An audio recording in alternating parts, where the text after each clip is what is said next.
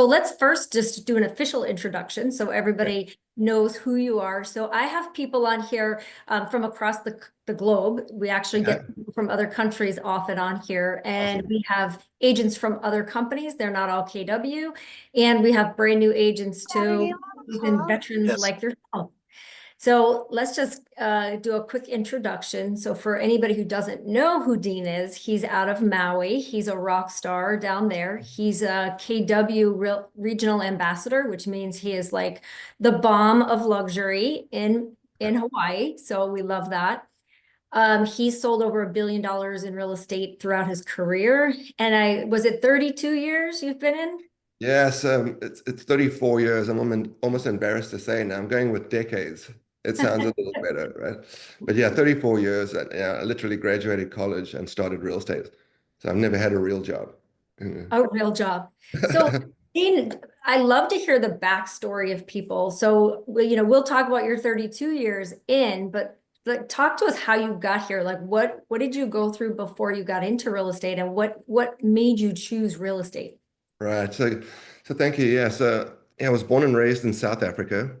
So I was raised in a family of quite famous rugby players. I was in a very athletic surroundings and was destined to be a rugby player. And but yeah, so I grew up in South Africa. Went to an all boys school, a very strict, very English sort of upbringing. Discipline was everything for us. That's all we knew. And lived for my first 20 years in South Africa. When I graduated high school, within 7 days, you're on a bus heading to do your mandatory national service. I was in the army for 2 years straight out of high school, which was 6 months basic training, and then I was in a war in Angola for 18 months, which is Wow. crazy, right? And total guerrilla bush warfare. It was absolutely insane. And that was a real growing up experience, to say the least. Yeah, being in a war is not fun, and it's no joke. And I hated every minute of it when I was there. But in hindsight, I look back and realize how much I learned and how much I grew up in that environment. I mean, for me, I was raised with very strict discipline in school, went straight into the army, and that's all about discipline. So, I really have drawn a lot from that experience. And yeah, I loved my time in South Africa, and I still go there as much as I can. I still have family there. But after my 18 years in Angola, I was feeling the need to spread my wings a little bit and travel. And my friend and I took a trip around the world, basically. And I ended up landing in Eugene, Oregon, which is where I have a cousin who lived. And while I was in Eugene, Oregon, on a completely random deal, I was playing around at a park one day, playing rugby with my buddy, and happened to run into an American football coach. And I was always a kicker in rugby. It was always my thing. And I was invited for a tryout at the University of Oregon Ducks.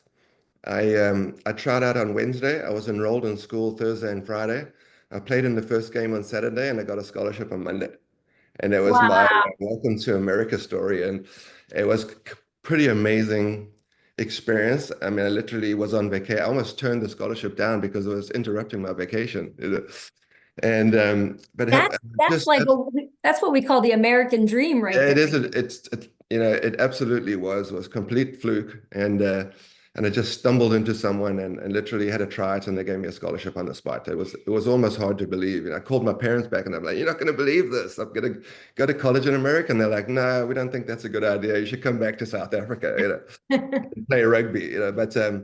But anyway, and what a great opportunity. And I loved the University of Oregon. I was a field goal kicker there for 4 years, and I just loved every minute of it. I also met my wife in college, and we got married and moved back to her hometown, which is Maui. And that's how I ended up in Maui. So it's a full circle all the way around the world.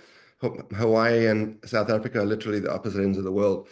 But yeah, I was lucky enough to meet an amazing woman that I married, and have we came to Maui on vacation, and I'm like, okay, you can leave. I'm not leaving. This is where I'm staying. And so I've had a great 34 years straight out of college. I literally moved to Maui and was hired by a local broker of one of the top real estate companies. And my entry into it was very random. I really had no, I did really didn't know what I wanted to do. I love the real estate business. I love the hotel industry. And so I came to Maui just looking around and happened to meet this principal broker. And we talked for a while and got to know each other a little bit. And he's like, look, you know, tall guy with an accent, I could use you. And he's like, okay, well, let's try this. So I started in real estate 34 years ago, really not knowing what I was doing. I wish Keller Williams was around 34 years ago because we had no idea what we're doing. In hindsight, we were completely clueless, but we kind of fumbled our way through it, and have had a great 34-year career. I'm a luxury agent. The company I started with was in a super high-end community, and I was only allowed to sell in that community. So I was sort of forced into luxury. And I couldn't sell anything else on the island, but we had the most amazing product and sort of a captured audience because we had all these beautiful hotels and condos around, and we were the only real estate company in that area that was allowed to operate. So we got all the calls, and it was a great start. But I met a lot of great people, met some of them still have relationships with a lot of the people I met 34 years ago. I've had some great experiences working with people like Kelsey Grammer and Carlos Santana that I met in those early days. And yeah, the rest is history. It's just been a great run. Loved Wow, every minute of it. that's a great story. Yeah. It's It, funny. I've been doing this Zoom for, I don't know, over 2.5 years, and everybody's story is so unique and different. right, right. It's so fun to hear it. And yours is like It's a little nothing bit close to crazy. Yeah. anything else. Call it a magic carpet ride, because I Yeah. left a place that really didn't have a lot of opportunity for me in South Africa and moved just no intentions of moving. But, it was kind of interesting because when I first went to college, it was very controversial that I was from South Africa, a white person from South Africa during the apartheid era when Oh, Mandela yeah. was coming out of jail and the whole thing. And so when I first joined, I thought this was awesome, but then I didn't realize the entire university started picketing against me being at the university. Oh my gosh. Crazy, yeah. So every place I went to, I've got a scrapbook of interviews from just different places that I went to where everyone wanted to know what it was like in South Africa and how it was raised and how the other African American players in the team felt about me, and then I'd interview them and try to create controversy. Oh, So it's quite wow. a controversial start to my, beginning of my US history, but I love America, and I love my business, and I've loved every minute of it for 34 years. Yeah. Well, Dean, I would imagine that those experiences really did make you the strong person that you are today, being in a war and then kind of being in a war at school when you got there. Right. Right. Those are things that, not your average person goes through. Your average person doesn't succeed through those things. And those are things that definitely molded who you are and the resiliency that you have. To make it 34 years in this industry, you have to have some A resiliency. feat in itself, right? Yeah, Yeah, absolutely. No, I exactly. learned a very thick skin, very patient and very disciplined. And I think those are probably the best qualities for real estate. Probably patience being the number one most important Yes. quality for real estate agents, in my opinion. But yeah, there's not. I mean, as I say, when I was in that war, we got bombed 4 times. I've been shot at, so, shooting at people. I mean, it's crazy, right? And to come out of that experience, everything else seems easy. I mean, yeah, when I arrived in Maui and I signed up to be a real estate broker, my friends couldn't believe it. They're like, "How did you pull this off? Fighting in a war in Angola to selling real estate in Maui. It can't be that bad, right?" Right, Yeah. right. So You, I you was paid your very lucky dues. to say the least. You paid your dues and it paid off for you. Yeah. Yeah, so everybody on here, like when that seller or buyer yells at you, just think of Dean's story and you'll feel so much better, like if you tell that by one client, it's not the end of the world, Well, right? it's funny story real quick. I don't want to take too long, but I had a very huge client. He was Mitt Romney's partner in this massive company called Bain, which is one of the biggest US companies in history. And this was a big deal. He was huge, right? And he had interviewed a bunch of people. And when I went in there, I knew he had interviewed a bunch of people. And, he made a comment towards the end of the interview. He says that you don't seem very scared of me. Like everyone else is petrified of me for some reason. And I really didn't care. I went and treated him like just a buddy, chatted about war stories and football and all kinds of stuff. Didn't even talk about real estate. But he was surprised that, he was like, how come you're not scared of me? I'm like, look, I've been in war, I've been bombed, I've been grenaded, I've been shot at. That's scary. You're not scary. And he thought that was the funniest thing no one had ever talked to him like that, right? And he Wow. thought it was the funniest thing he'd ever heard. He laughed for like 5 minutes, called his assistant, said, cancel all the other appointments. I found my guy, you know. And so, yeah, no, so I love the war stories and I love sharing my experiences because, you know, ultimately, there's not a whole lot that I haven't experienced at a very young age and have certainly, it's certainly benefit for sure. Yeah.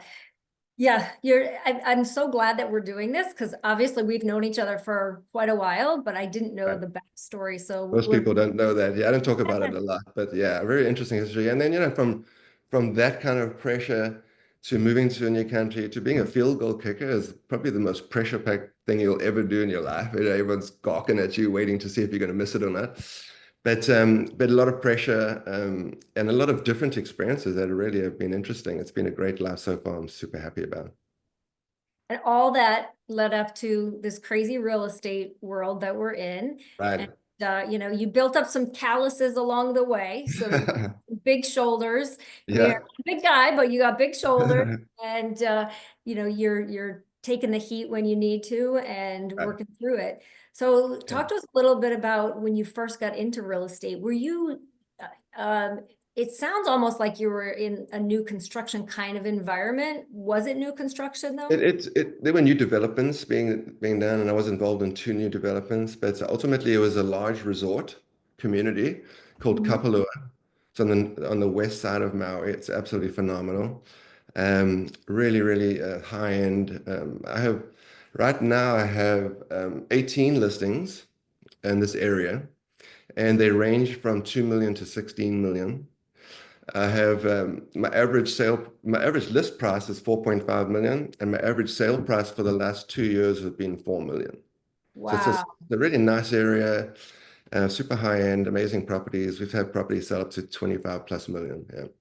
Yeah, Dean, I'm feeling sorry for you. I wish your career was a little better. No, no, exactly. No, no, you know what? It's been a lot of hard work. Yeah, So you earn those high end listings because they don't hand them out for nothing. You know, yeah. you have to earn them. Yeah. So So let's I've talk worked really about hard. that. I think that's what people really want to hear is, here you are super successful, but what was that journey like in the beginning? And what tell us maybe even some mistakes that you made along the way that Yeah. you learned from that molded who you are today. Yeah, thank you. Yeah, so when I started 34 years ago, I really had no idea what I was doing. So I probably made every mistake in the book, the biggest of which was probably not doing a great job of keeping track of my contacts and building a great database early on in my career, right? I've done really focused on that now, but obviously in the beginning, gosh, I feel like I've missed out on so many opportunities in not being prepared and not being trained very well. I really had no training at the time. I didn't even know. All I knew we didn't even know about lead generation. We had no idea, right? We're just kind of winging it. But what I did know and what I did learn pretty quickly is that real estate is about getting listings. I mean, I don't think there's any other way to do real estate but get listings. And that's really pretty much my focus for my entire career has been farming. I'm an avid farmer. I farm like crazy.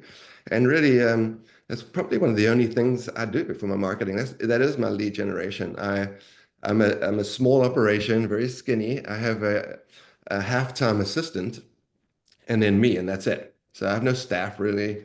I have a really good assistant that I've had for 15 years.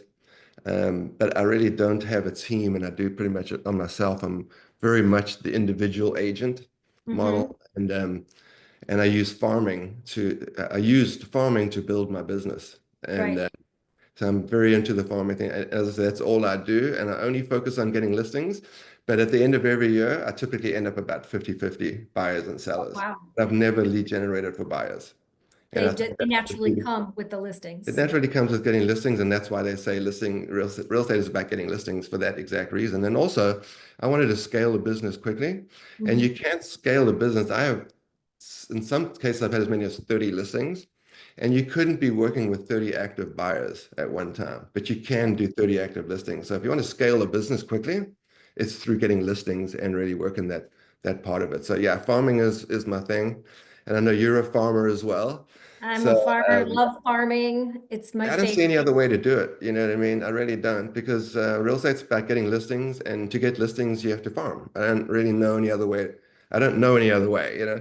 And Yeah. so I've really focused on farming, and I think that I have a different level of farming that I believe, and that's different from everyone else. I'm not a random farmer. I'm very hyper focused on who I'm farming to and what I'm trying to do.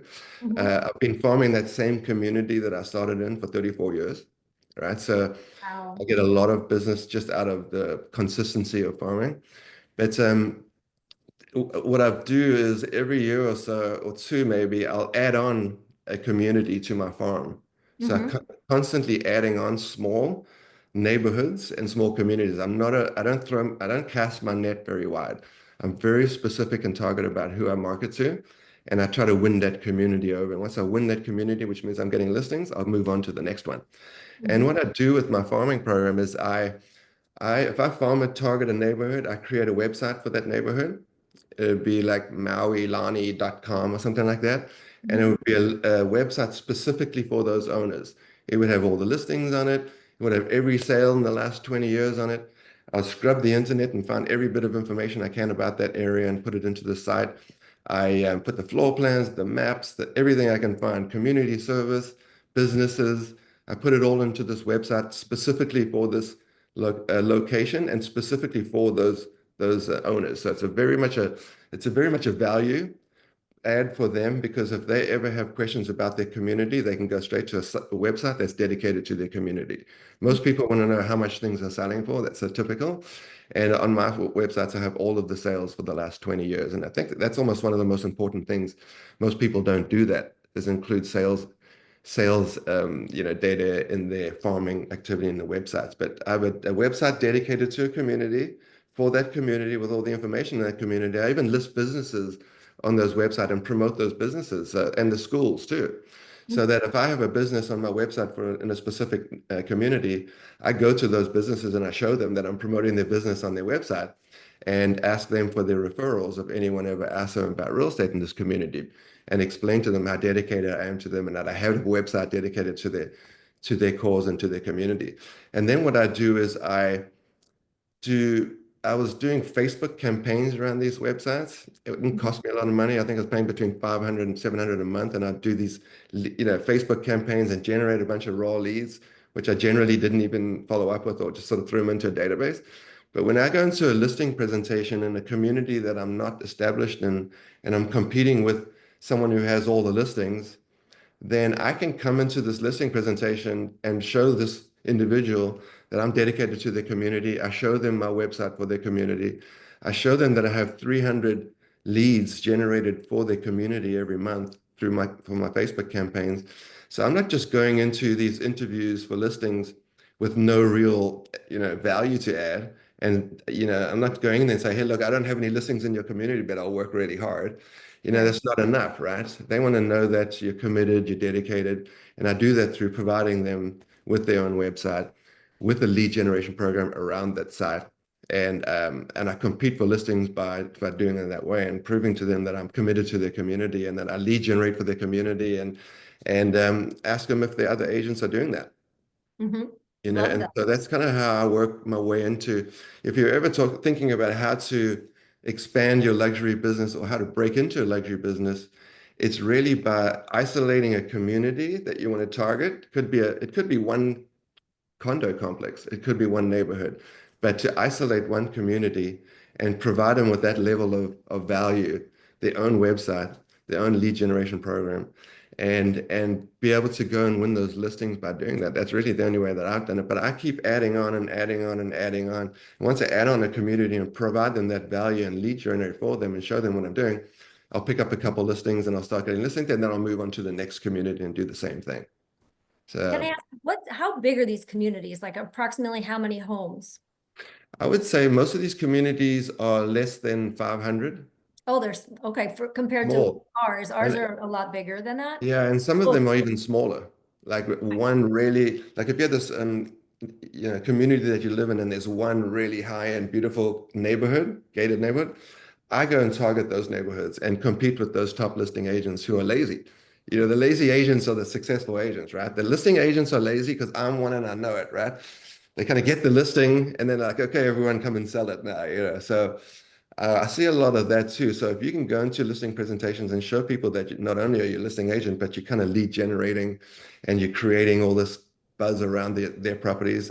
It's the way to do it. There's no question about it. And I've had good success in breaking into new communities by going that route. The website is key, that they know you committed if you have a website.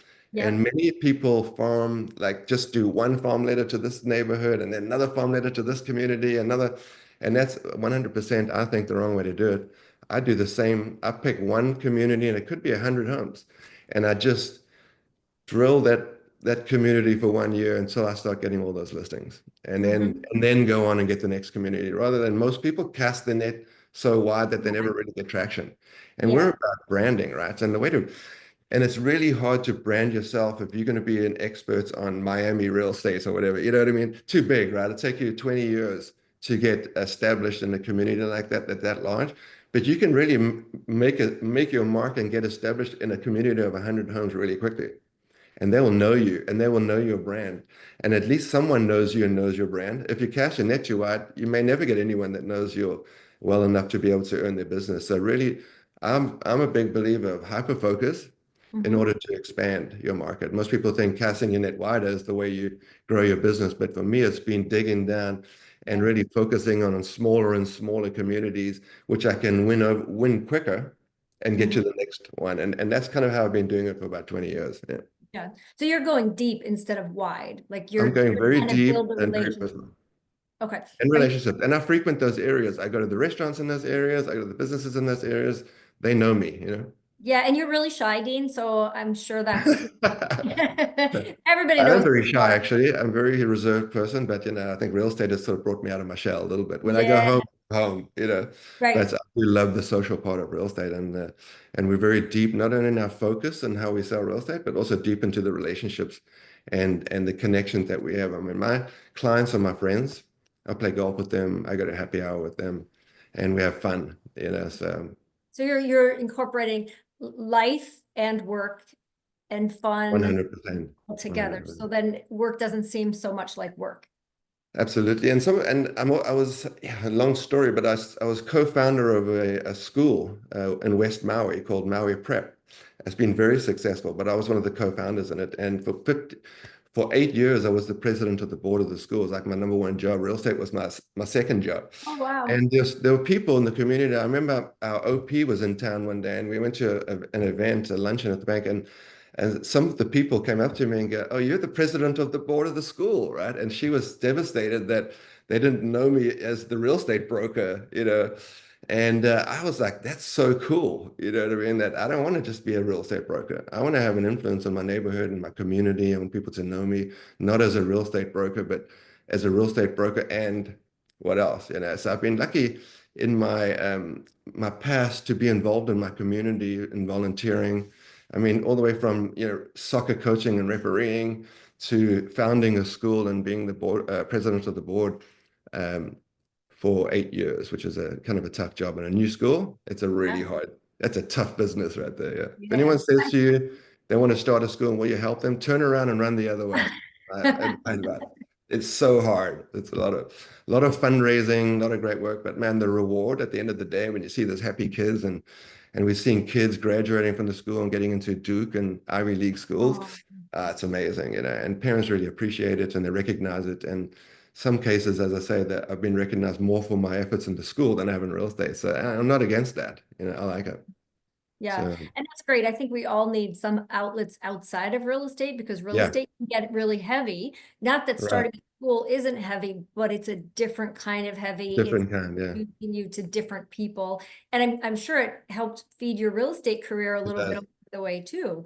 And you It did does something. too, and it's not just me pitching myself and telling everyone how great I am. You know what I mean? It's parents of the school, it's people in the community acknowledging and realizing that people like myself have put a lot of hard work into this. And I did a lot of fundraising, but also made a lot of contributions. Man, I got over $500,000 of donations to the school and to other causes around Maui, and I think that I don't think you can ever get to the highest level of luxury real estate without making a major contribution to your community in a way like volunteering at a school or something like that. I just don't think most of these super, super high net worth clients, They wanted to see me do something for my community and not just ask for the community to support me. And they literally would tell you that, these guys are mega players, right? And this is what you need to do. And so it was really a great thing for me because it got me to a whole nother level of who I'm dealing with, how they how they respond to me. And once I hit that level of 8 years of volunteering and doing all this hard work, then I was kind of in with these people. And I wasn't just a real estate broker, I was now in the community of the super high net worth people. And that was awesome. And I raised money, I think, a kind of an interesting way of raising money. I'm kind of cheap, so I didn't want to just sit there and write checks all day. I was like, this doesn't make any sense for me. But what I did was I incorporated fundraising into my business, which is actually a really good idea in my opinion. What I did was if I went into a listing presentation and it was a big listing, like my first listing presentation I went to after I made a deal with the school that I'd contribute a portion of my commission towards the school in cases where the school had impact. And what I would do was I would go into a listing presentation that I know I wasn't going to get 6% commission, and it was too high end or whatever, and I knew I was going to get five, but I would go in there and I'd press really hard for 6%. And we'd go back and forth, and really kind of try to grind it out. And in the end, I would say, well, why don't we do this? Why don't we take that 1% and donate it to the local school and be the hero for these kids? And then it's not going to either one of us, it's going to the school. So in many of my transactions, whether it be commission or other scenarios that came up, I would always, if it got into a dispute about money, I'd always try to carve it out and say, let's dedicate this to the school. So literally right after I made an agreement to do this, I took a $10 million listing and it sold, and I stroked them a check for $97,000, Oh, which is awesome. And the school was thrilled. And the reality is that was never my money. I was never going to get 6%. You know what I'm saying? I was only going to get 5%, and I knew it going in, but I kind of pressed for the 6% to dedicate that 1% to the local charity. So I have chills. I Dean, know, you just I gave me raised a good chills. portion. I That raised was a good such a portion good of that story. 500,000. It was, I get the credit for it, but the reality is a lot of it came from my clients and working it into the deal. And clients are at that level are really kind of love the idea of supporting their second home community. So it kind of was Yeah, they didn't do it up until then, but working it up to the point of, well, why don't we give it to the school who needs help, kind of was really a great way to get people to donate to the school through me as sort of, I was brokering really is what I was doing. right. But it's a Right. great way to do it if you think about it. I think you got to have some sort of a community service, a commitment in order to be a super high-end luxury broker. And I think that you don't have to sit there and write checks to do that either, right? So we can be creative in the way we do that. But ultimately, I'm the one walking into the school and handing them a $97,000 check, and I have a building dedicated to me now on the campus, and the lobby of the new gym is the Otto lobby. So, they've actually been really great in acknowledging my contribution too. I love that. There's so many positives that come out of that. Right, The client sees you as such a caring person. They see you no longer as just a commission hungry realtor. right, They see you as compassionate, as community oriented, and now they get to piggyback off of you and feel great about right, themselves right, for doing that. There's right. so many, oh my gosh, so And the many. school needs money. I mean, always desperate for money, right? Schools always, I mean, I was kind of the fundraiser for a while at the school, and I'd walk onto campus and all the parents would run the other way. Because they knew what was coming, right? They knew what was coming. But I think ultimately, yeah, it's a tough business, but I think I'm really stoked that people recognized, what the contribution was, because they all didn't want to do it, right? Everyone ran, no volunteering here. But I think ultimately, as real estate brokers, asking a lot out of our community to support us, I just don't see any other way to particularly get into the highest level of high net worth clients. They expect it. Right. Yeah, because typically they're doing all of those things, so they want other people to be doing those things. Exactly. Yeah, if And you want me to support you, support the school, and because they are, right? They get calls every week from people to donate money, right? yeah, So I think that that really, for me, helped me solidify me in that super high net worth client. that's a lot of these Zooms that I've done, that's what people talk about. You've got to have the relationships and stuff, but I Right. think what you have just shared is the most direct relationship. Um, because people talk about it that, they got into this circle or that circle, but your circle is very unique. And I mean, it just comes with so many rewards. It's not all about me, Right. Yeah, most of exactly. the relationships you're building for me, right? But your Right. relationship is about the kids, it's about the community. So I Exactly. love that. Yeah, no, I think it's a great thing. I think it's the only way to go, for what I'm doing. Absolutely. Yeah, I love It's it. more than just real estate, right? Awesome. Well, now we all have some work to do. We all have to go and Yeah. Get out there and fundraise. I'll give it, yeah, there's no excuse not to fundraise anymore now. But it is, I think, volunteering is huge. I mean, it's just such a great benefit of that. And schools are awesome. I love the kids, right? And I got two kids myself who went through the school and have become quite successful. My son is a real estate broker in Seattle with Okay. Keller Williams. Yeah, so he's sort of followed in the footsteps and doing really well as well. So I love it, man. Awesome. Happy kids, happy parents. Exactly.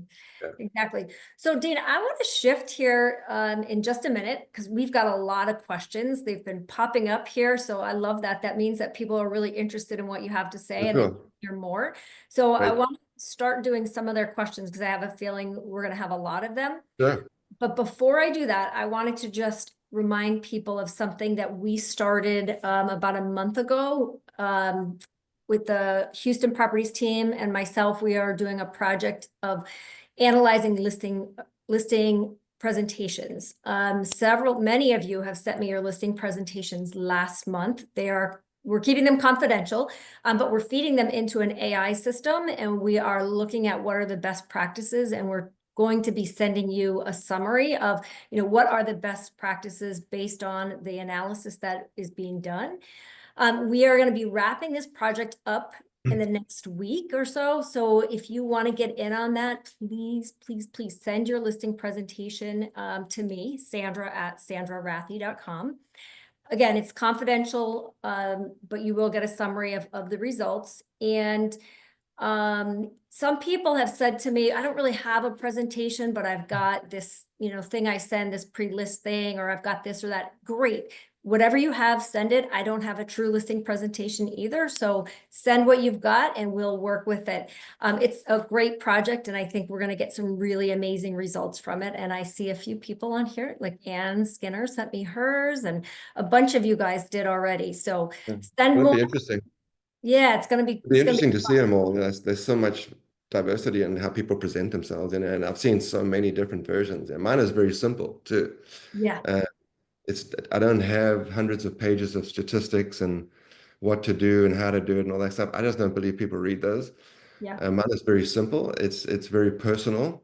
I tell people I don't go into my history of what I've sold and what properties I've sold, and I just tell them like my intro is like I've sold over $1 billion in real estate in this area, which has been a lot of fun.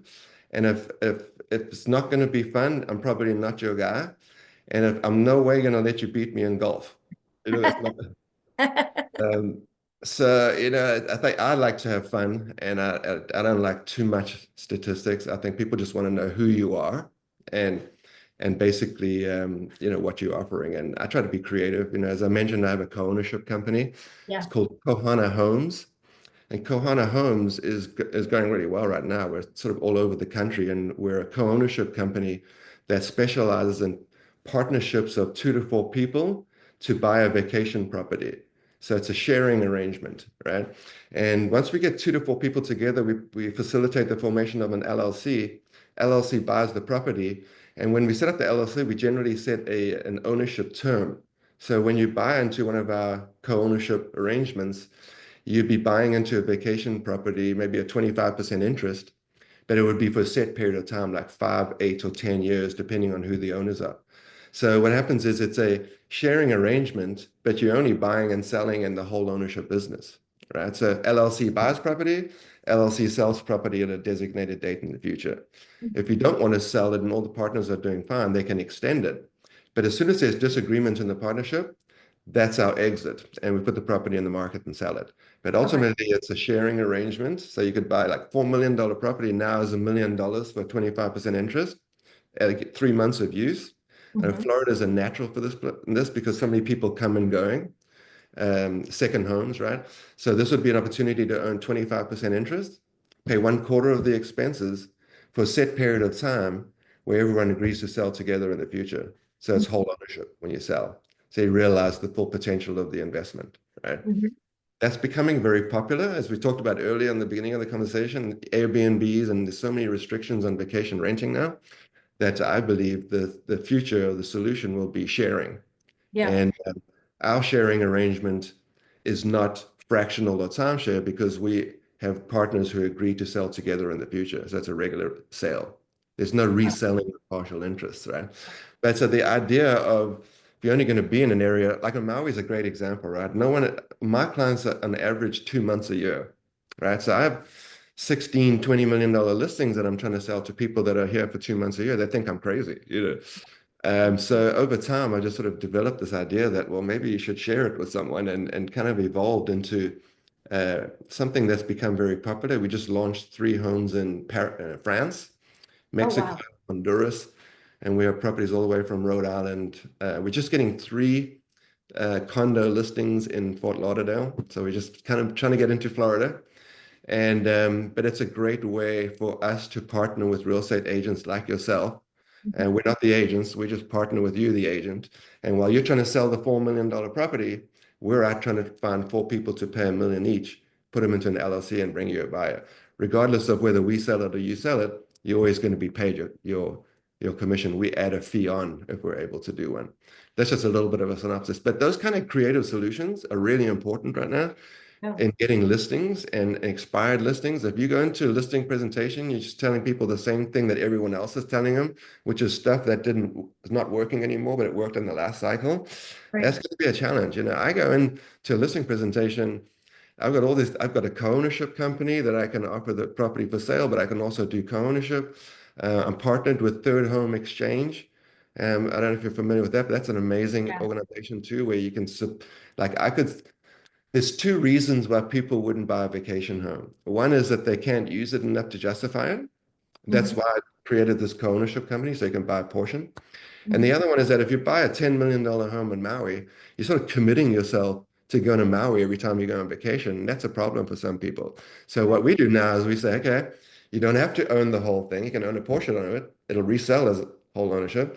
And as well as you're only owning 3 months, if you're not going to be using it for part of that 3 months, you can submit time into the Third Home Exchange, Right. unused time, and be able to use one of their 18,000 homes around the world. Mhm. Right. So those are the 2 solutions for what's 90%, what happens 90% of the time when people walk away from vacation destinations is that 2 reasons, right? They don't want to be committing to come here every time, and they can't justify the purchase because they can't use it enough. So what I'm doing is I'm going out. That's 90% of our candidates who don't buy, right? In the second home market. So my goal with this company is to draw that 90% of those people that are walking away and not buying back into the market with creative solutions like co-ownership and exchanging. So for me, I'm not focused on what worked in the past, which is vacation renting. To me, there's a new way to do it, and that's sharing and exchanging. That's my new thing, right? So I get a lot of listings. I got 18 listings in the last 3 weeks. You know, Wow. from the end of December to the beginning of this year, right? And that really has been my primary pitch that, whatever worked in the past, not working right now, this is the new way to do it. And while everything's sitting and not selling, people are like, whoa, we should try that. So So how can agents on this call, can they partner with you on this? yes, Can they bring yep, properties to you? yep. What does that look Like, like? like if you had a property, typically we get a lot of the high-end listings, but if you had a property that's sitting on the market and not selling and it's in a second home area, and even if it's like Miami is a second home area, right? Because people do come and go all the time. But if you're in an area where it's a second home potential, that we will partner with you. And basically, as I say, while you're out there trying to sell your listing, we'll be out there spreading our wings a little wider because we go into the feeder markets looking for part-year owners. And we'll go in like Florida properties, we're going to be in New York and all these other feeder markets. You identify what the feeder markets is. We go in and we try to find co-owners to share in the purchase of your property. So typically what we do is we just listed a $3.9 million home. We didn't list it, but we partnered with someone who had a listing for Yeah. 3.95, and we raised the price to 4 million. and we're looking for four $1 million buyers, but we're Right. building our fee into the deal by raising the price 50 grand, Right. right? So we can either go for the full price if the seller's comfortable paying us 1.5% fee on top of their commission. Hmm. Some aren't comfortable paying that extra commission, so we raise the price and we go split it four ways and we go sell it. So either way, it's a no loss for the seller. They get the same net amount. It's a no loss for the listing agent because they're going to get the listing commission regardless of whether we sell it or they sell it. If they sell it and we're not involved, we don't get paid. And then we always preserve the buy side commission because there might be four buyers with $1 million clients, agents, maybe agents with clients with agents, so that we can compensate those buyers agents as well. It might be four agents getting paid on $1 million contribution, but it's a great opportunity for everyone. Everyone's incentivized, everyone's motivated. The seller's got a no loss. Instead of the sellers getting a hell of a lot more exposure by offering $1 million interest and looking for $1 million buyers as well as $4 million buyers. And sometimes when listings are sitting, in the high end, it's kind of not a bad idea to break up a price into the price that people are willing to spend, right? So if you have a $20 million listing, we would divide it into four, $5 million interests because we feel $5 million is a more achievable Yeah. price for people to spend than 20 million. And most Yeah. of those people, if they're not going to be living there, would they be interested in the sharing arrangements? It's a very tightly managed program. Our company, Kohana Homes, manages the LLC. We don't manage the property, but we manage the LLC so that we do the reservations, the budgeting, the bill paying, who gets to use it when, keeping track of everything, and just be the sort of conduit between the partners and this LLC to make it successful all the way through a set term. And then we facilitate the sale with whoever that agent was in 5 years. And then he has a good opportunity that we see a lot of traction on. We're actually going for people now who don't want to sell. So if I'm calling an expired listing and they're like, I'm not interested in selling, we're like, great, we're not trying to get you to sell. We're wondering whether you would consider taking on three partners and you being the fourth partner because it's a second home, they're not living there, right? And so what we're doing is I have a guy that I'm working with right now, which is an $8 million property. When I talked to him originally, he was not a seller, he had no interest in selling. So I convinced him now to consider taking on three partners, right? Mhm. So what I've done here is I've taken a situation where there was no sale and I've been able to create a $6 million transaction, which is three partners joining him in his $8 million house. Seller gets $6 million. That's one transaction. Seller has $6 million to go reinvest. That's a second transaction. And then in 5 years' time, this home is selling and I get my third transaction. So if I was out there calling people and they were saying, I'm not interested in selling, I would say, well, that's great, but would you consider this? Because this is the new way. You could get six of your 8 million back, which is not bad. You could still have the 3 months of use and you've only been using it for 2 months a year. And now you're only paying quarter of the expenses and it's going to you got your six of your 8 million back, and then in 5 years time or whatever you'll get the rest of your money back. Sort of a phase out sale. It doesn't have to be 5 years, it could be 10 years, whatever the people agree to. But I'm converting people who are not sellers into three transactions, and it's not a bad idea when so many people, half the people I talk to aren't interested in selling. Great, would you consider this? And it's a great conversation. People are very intrigued by it when we say that. I say, like, I could get you six of your 8 million back, and you still got Yeah. what you got, what you had, and what you've ever used it for. I'm also cutting your expenses down from carrying all the expenses to just one quarter. For a Mhm. lot of people, as expenses are rising, and people are kind of, a lot of people love their properties and don't want to sell, but they are taking financial strain right now. And this Mhm. is a way to engage in a conversation where you can actually create business out of nothing. And I'm creating three transactions out of people who don't want to sell. Right. And even if they don't end up deciding to do the partnership with you at Right. that, you've got such a good in with them and they see how smart and articulate you are that when they do decide to sell, you're probably the They first would think about it. to Yeah. go to. They So love you're, the creativity. They love to hear what other people aren't saying, that you're thinking outside the box. yeah, And I think ultimately on almost all of the listing, almost every time I get on a call with a seller and an agent, we're like literally 100% of the time we're getting the partnership in that listing. And nice. so if you had a listing that was coming up for expiration, it's been sitting, or listing that's been sitting, or if you're calling expired people, throw this into the mix, and you'll find that people are really interested in talking about it because they're intrigued by it. And you're right, even if the person doesn't do it, I still get the listing, Right. right? Do you have like a lower price point, like a bottom price point that you look at? Yeah, we have everything from 1 million. Actually, we have some for 800,000 that we Okay. split typically on a lesser price unit, which do maybe a 50-50 partnership. So it's not as many, you're not carving it up too small, and it's easier to do, I guess. But ultimately, from anywhere from 800,000 to 50 million is what we have right now. We have a $50 million listing on Oahu, which is an amazing 2.2 acre, right on the amazing beach with two brand new 6,000 square foot homes. But so in that one, we're selling four interests for 12.5 million each. So 50 Wow. million is a huge number, right? Yeah. But 12.5 million, I know it sounds like a lot, but if you're a $50 million buyer, 12.5 is nothing, right? And Right. these are typically we're getting a $50 million buyer who sees the opportunity to buy 12.5 million because they're only going to be there 3 months. We're not getting $12.5 million buyers for $50 million house. You know what I Right. mean? Right. Uh, it's a great, I guarantee you that you'll get listings from it because it's unique and it's a new idea and everyone's trying to figure out what's going on right now. You already said that your market like hit the wall, right? Yeah. And as the market hits the wall, to me, that means whatever we've been doing isn't working anymore as well, and that we need to come up with some new ideas and solutions. And if you want to get listings, it'd be insane not to incorporate something like this into your listing presentation. It's a no lose for you. We provide all the marketing materials. We'll get on the phone with you and your client and explain how it works. We'll be your partner. There's no downside to you, and there's no downside to the seller too, because if we don't sell it, we get nothing. Right. Right. So it's a Sounds great, great. easy partnership. Again, our name is the company name is Kohana Homes. So if you look up Cohana, kohanahomes.com, you can learn a little bit about the program and how it works.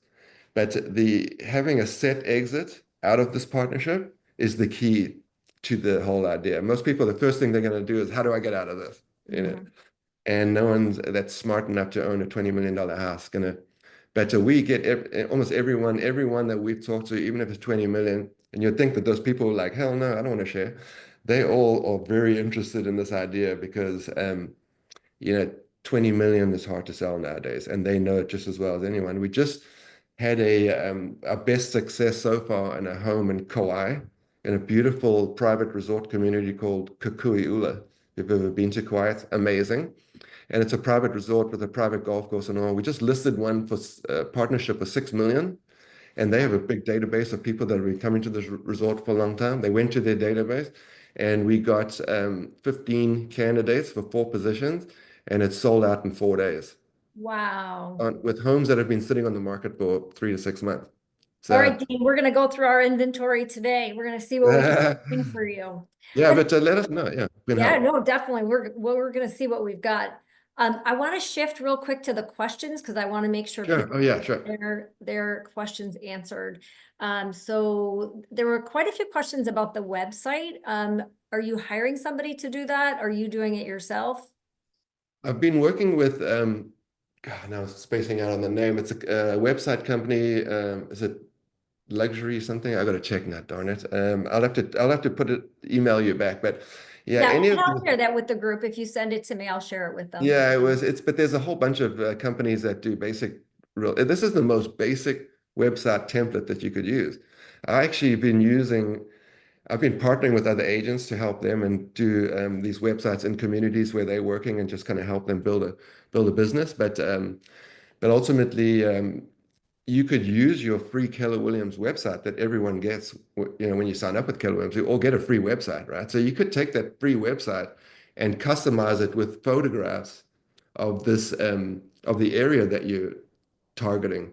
So for me, it's aerial photos of the areas, every kind of photo that you get about this community, put it all into the website and make it look like it's dedicated to this community. And you can do landing pages are free, so you could just keep adding more and more information to that site, the sales information, floor plans, and site maps, and all the kind of things that people are interested in. You can throw into this website, but it's a simple, very basic website that any web person can do. It's just customizing it with photographs and information that you can Yeah. pull together on the property. Can you give me the name of one of them? I'm going to put it in the chat so that people Sure. can. I have the last one that I did was Maui. dash Lani, Lani, LANI Maui-Lani.com. dot com. Yeah, and that is a Maui Lani is a big community in on Maui, big residential community. So the domain name is always important. I always try to build the website around the name of the community.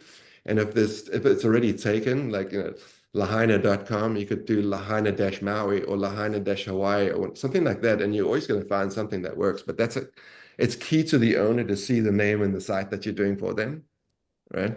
That But Maui-Lani.com is the latest one that I did. It's with another agent, but it's the same concept. okay. And then once we build the Approx- website, she just bangs out postcards and letters and farms that area and directs them to the website. Got it. And approximately how long would you say it takes to build one of these simple websites? Like, yeah, it's like a week or two. Oh, wow. Okay, I so it's mean, if you gather all the information together, which is on you, the agent, and then provide it to the people, they can do that. It's a very simple template. They're just plugging in. it seems hard to me because it's not what I do, I but know. imagine for Uh, somebody who does it, it's easy. Like Um, I've spent $23,000 on sites, and I've spent 1,000. You know mm, what I mean? okay. They all look suspiciously the same nowadays. The templates are really good right nowadays. You can get a great Yeah. template for a very reasonable price, less than $3,000. You can do it. So I It's think really about the content and what you yeah, put in there. I think the moral to the story is don't overthink it, just get Don't started. overthink it. Yeah. Real estate is simple. It's just not easy. Yeah. All right, It's, couple it's more questions. Do you focus on the resort communities or more of the full-time residential communities? I am primarily a second home, vacation home agent just because of the nature of Maui and the community that I work in is pretty much all second home. I mean, 90%. None of my clients are on Maui. So, Oh, I don't do client events and all that kind of stuff. My clients are coming in ones and twos at a time, okay. but they scattered around the country. And, we get very, really connected to the luxury, KW luxury community and get tons of referrals from that. I had a $15.5 million sale recently, and the buyer was from Florida, and the backup buyer at full price, 15.5 million in cash, was from Austin. So people come Wow. from all over the place, right? So you never really realize, you don't think like these people, your clients may be buying in other places. They are, and no one knew about these guys. And the people that were spending 15.5 million on Maui were living in three, four, $5 million homes where they lived in. So you just never know, right? Yeah, you And don't know. it's not a bad idea that when your clients travel around just to connect them with realtors where they go because you never know. And I pay a lot of 25% referrals. I love Yeah. it. I love when the KW network really, It really works works really out. well. It does work well. Yeah. I've got tremendous businesses. At one point, I had 40% of my business came from referrals from KW luxury agents. It doesn't, not consistent, but there was like a period where it was. Yeah, that's great. It's Between brilliant. farming and referrals, like that's my business too. And That's all I do. Yep. that's what all we need, right? Right. Um, okay, just trying to get through these quickly now. Sure. You donated to the school. Did you include both your name and the seller's name? Yes. But there were a couple sellers who wanted to get credit for the tax deduction. And so they wanted it funneled through their name, but most of them didn't really care. They're like, send it through you and you're doing the work and go for it. So yeah, I would generally try to include them. They didn't always want to be included, but yeah, it's Got it. important. Yeah. Okay. It was How do their you money. manage your time from the moment you woke up, balancing lead generation, appointments, and personal time with your family when you were starting out? I imagine your schedule has evolved over time. Are there things you no longer focus on now that you prioritized more in the begin on? Are there things you no longer focus on now that you previously prioritized in the beginning? Good question. Yeah, for my first 10 to 20 years in the or 10 years in the business, 15 years, all I did was work, work, work, work, work. It almost was too much. It became a problem in my personal life. Everything just kind of, um, I was just too committed to working. I loved it so much, and all I wanted to do was work, work, work. But I've learned over time that that's not that balance is important. I had a really great coach who told me that I need to get some other hobbies because I'm too boring. and that I only talk about real estate and I need to become more interesting. So my goal for the next year was to become more interesting. And I picked up, I went out and got, she forced me to get two hobbies, and one of them was became pencil drawing, which I've become like completely addicted to. I love pencil drawing around, and I didn't know that I could draw, but I actually turned out that I was actually pretty decent. Didn't even know. It took me, my whole life to discover that I actually had the ability to pencil draw. And I also became very passionate and very into my vegetable and fruit gardening at my house. So, that's been like the two best things that happened in my career, because what it did is it kind of took me away from being 100% focused on real estate and gave me a passion that when I would do my drawings and stuff, I would be so switched off from everything else, I wouldn't even know. I did one drawing not too long ago, and the end of the drawing, 3 hours later, I looked up and the room was almost completely dark. And I didn't even realize it. That's how Wow. and how distracted you become from your regular life. And then my gardening, what I also decided to do, because I was feeling old one year, was to wake up 1 hour earlier every day and use that time not to work. I get up at 6 o'clock now versus 7, or 5:30 versus 6. And I take that first hour just to do nothing. I don't answer my phone, look at my phone. I get a cup of coffee. I do a dawn patrol around the garden and just kind of sit out there and enjoy the sunrise and have a cup of coffee. And that actually is, I'm like addicted to that 1 hour now. I never sleep in anymore. I want to go out and have that time of just peacefulness. It's where you get clarity. It's where you kind of, like before, I was like, I'd wake up in the morning, I'd like open my eyes, like grab my phone, like, oh my God, off I go, and now, and it's just not the way to do it, because you never stop and Yeah. think about what you're really trying to do. Is this really serving your ultimate goal, or is this something that I should be doing or not doing? And I think that ultimately now I have that 1 hour in the morning to be able to get clarity, to be able to just take a time and have some peacefulness and enjoy a moment. And I never used to do that, but that's become my two most important things.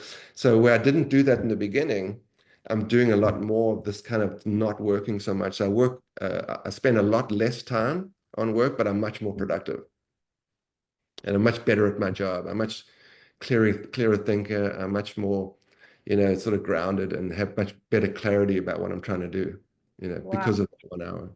And Dude, I if you feel think like about it, we have if you get so up much. 1 hour early every day, 365 days a year, that's 365 hours. Divide that by 24. That's like a month. Right. I mean, Wow. that's sort of like, wow. When you get old, you start thinking of these things. I'm gaining time is what I'm doing. I love that. The rest of us feel like we're losing time and you're And you're gaining. losing time by sleeping. Yeah. But Yeah. I was just like, I wanted that hour. And I couldn't do it during work hours, right? So I had to get up earlier and just to have that peace and quiet. And it's been the most absolutely incredible time. I love it. Well, thank you for giving us that hour today. We Yeah, appreciate exactly. that. This is my 1 hour today. Yeah. Yeah, well, Awesome. I I appreciate think it. it's the best hour I've had today, so thank you Thank for you. that. I Thank do you. want to be respectful of everybody's time, including yours, and we are 2 minutes past 12. So I am Ooh, gonna, okay. yeah, I mean, if the time flew by, Time right? flies. Yeah. So Yeah. much great information. I'm so Thank glad you. we got to do this. If you would send us the website and Yeah. a drawing. We would love to see a drawing. Oh, I'll do a drawing for you anytime. In fact, hold on one second. Um, is it Luxury Presence? Is that the website company? Luxury Yes. Present. I think that's what Okay. it is. Yep. Uh-oh, where am I here? I got to Well, put put it in it in front of me. front of you. There you go. Oh This my is my God. Christmas drawing. That's amazing. Do you see it? You are multi-talented, my friend. Anyway, yeah. So I had no idea I could draw. This is the weird thing, and just like discovered, like, oh my gosh, I can draw. This is so fun, And it's when I was on the president of the board of the school, we had this perspective that every kid is born with a world-class talent. Most of us just never discover it. And Hmm. so really, for us at school, is to get into these kids and try everything they possibly can try and see where this world-class talent is and try to find that talent. And I think that we don't realize that, but that's the truth. And then not that I have a world-class talent, but I have a talent that I had no idea even existed. I was always a jock, never was at school, and just realized that. And my son picked up a ukulele and became a guitarist, just literally a natural born talent, and has become an amazing guitarist, but had Wow. no idea if his teacher hadn't stuck a ukulele in his hand and made him do it, you know. So it's an interesting perspective. All right, I'm gonna go find my talent and I'm gonna do some houses We'll be to back next week to see what you're, yeah, to I find will out what you're doing. let you Yeah. know. Well, listen, Dean, thank you so much. This has been amazing. Really enjoyed getting to know you better, Thank and I you. look forward to seeing you maybe at family reunion. Family reunion for sure. And likewise, thank you for having me. I really appreciate it. Yeah. Thank you. Thank you so All much. right, have a great rest of your day. Thank Bye, you. Thanks, everybody. guys.